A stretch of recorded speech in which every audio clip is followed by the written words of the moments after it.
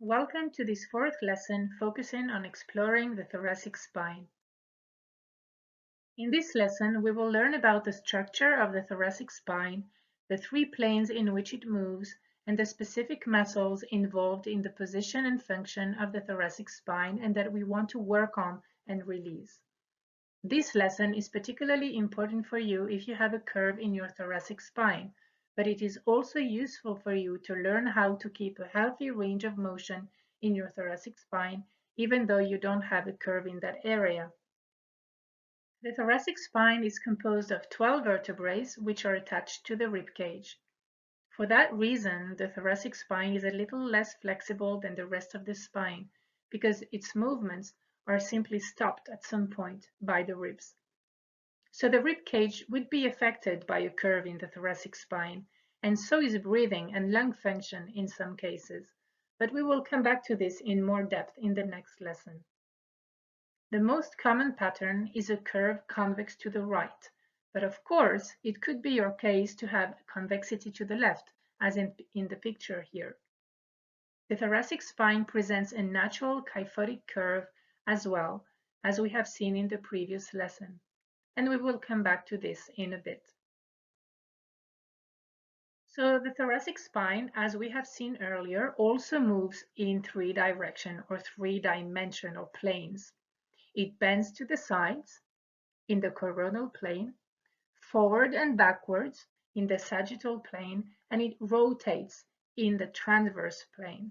So we have to attend the spine in all these planes. As we saw in the previous lesson, the spine, when viewed from the side, has natural curves that look like an S from the side, and that allows it to resist gravity, absorb shocks, etc. In the lumbar spine, it is a lordosis, and in the thoracic spine, it is a kyphosis.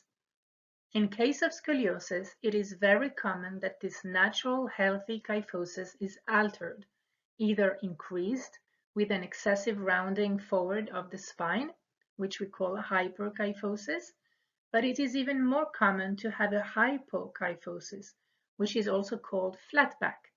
This means that the kyphotic curve of the thoracic spine is smaller than it ideally should be. So in that plane, our focus will be to bring some elasticity to the spine so that it can either maintain, reduce, or increase the kyphosis of the spine.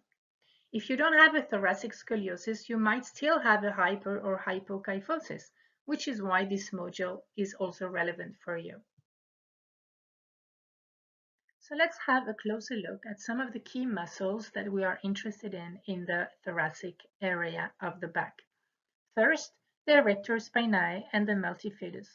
We have already learned about these muscles in the previous lesson, but let's have another look at them just to make sure that we remember how they work. So if you look at the picture, you can see that these muscles run along the spine. And in case of a side bending of the spine, the muscles that are on the side of the convexity and have to follow along the spine become longer than on the side of the concavity. On the concave side, the muscles are shortened, which is logic if you think about it.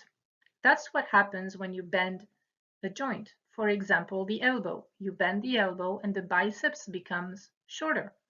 The same happens with the spine. The difference is the side bend of the scoliosis is not the same as bending other joints when you move. It is a permanent bend, which means that the muscles are permanently shortened and hold the spine in that bent position.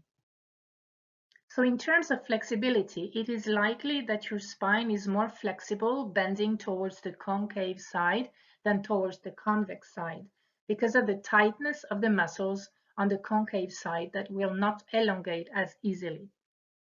So the goal is to release the grip on the spine and bring back some elasticity in those erector spinae.